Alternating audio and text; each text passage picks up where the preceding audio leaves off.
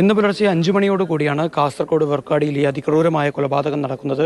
സ്വന്തം അമ്മയെ മകൻ വീട്ടിനകത്ത് കിടന്നുറങ്ങുകയായിരുന്ന അമ്മയെ 60 വയസ്സുകാരിയായ ഫിൽഡെ മകനായ നിർമ്മാണ തൊഴിലാളി കൂടിയായ മെൽവിൻ വീട്ടിലേക്ക് എത്തി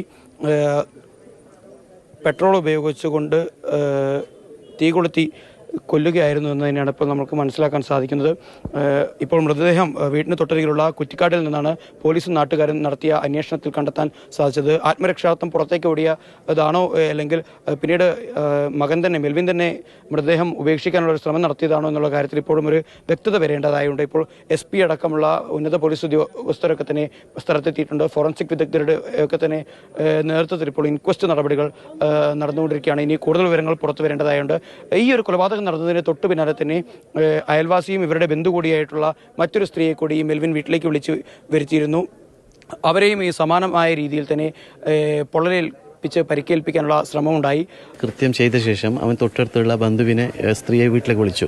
ആ വീട്ടിൽ വിളിച്ച് അമ്മയ്ക്ക് സുഖമില്ല, നിങ്ങളൊന്ന് ഓടി വരണമെന്ന് പറഞ്ഞു. അവർ ഓടി വന്നിട്ട് അമ്മ വീട്ടിൻ്റെ അകത്തിട്ട് അദ്ദേഹത്തിനെ മർദ്ദിക്കുകയും അദ്ദേഹത്തിന് മുകളിൽ തീ കൊളുത്തുകയും ചെയ്തു.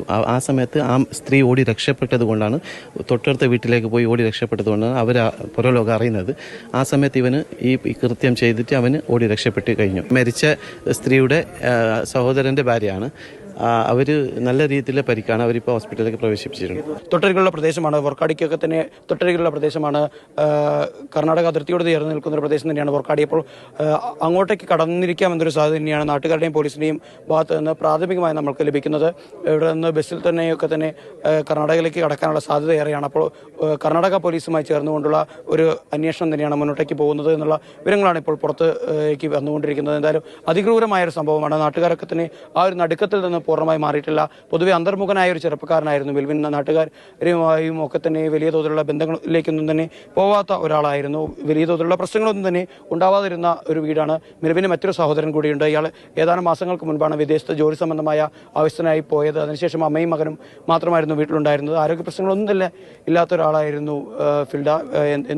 എന്താണ് ഇത്തരത്തിൽ ഒരു കൊലപാതകത്തിനുണ്ടായ കാരണം എന്നത് ഇനിയും കണ്ടെത്തേണ്ടിയിരിക്കുന്നു. ഇപ്പോൾ എന്തായാലും വലിയ തോതിലുള്ള ഒരു അന്വേഷണം ഇതിൻ്റെ ഭാഗമായി നടക്കേണ്ടിയിരിക്കുന്നു എന്ന് തന്നെയാണ് നാട്ടുകാരുടെ ഭാഗത്തു നിന്നൊക്കെ തന്നെ മനസ്സിലാക്കാൻ സാധിക്കുന്നത്. ഇന്നലെ മെൽവിൻ മദ്യപിച്ചിരുന്നു എന്നൊരു സംശയം കൂടി നാട്ടുകാർ ഇപ്പോൾ ഉന്നയിക്കുന്നുണ്ട്. എന്തായാലും ഏറെ വിശദമായ ഒരു അന്വേഷണം തന്നെ ഇവിടെ നടക്കേണ്ടിയിരിക്കുന്നു എന്ന് തന്നെയാണ് ഉന്നത പോലീസ് ഉദ്യോഗസ്ഥരുടെ ഭാഗത്തു നിന്ന് നമ്മൾക്ക് മനസ്സിലാക്കാൻ സാധിക്കുന്നത്. കാസർഗോഡ് വർക്കാടിയിൽ നിന്നും സാരംഗ് സുരേഷ്, മാതൃഭൂമി ന്യൂസ്.